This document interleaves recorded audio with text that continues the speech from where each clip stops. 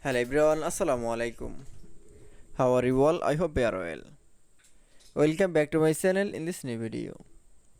Today's video, how to add pattern page border in Microsoft Publisher.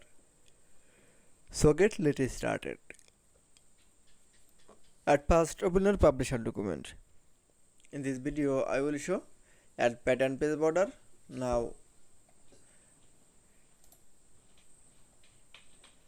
this page is small. And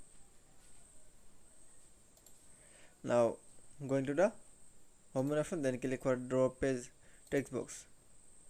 Now draw text box in all page. Now going to the drawing tool option, and now click for format, then click for shape outline option. Now click for pattern option. Now select from any pattern. Now click for any source color. I am choose from red color. Now click for OK. Then again shape outline. Now click for edit option. Then click 6pt. That is. Now you can see add pattern page border in publisher document is very easily. I hope to enjoy the video. Please like, comment, share and subscribe my channel. Thanks for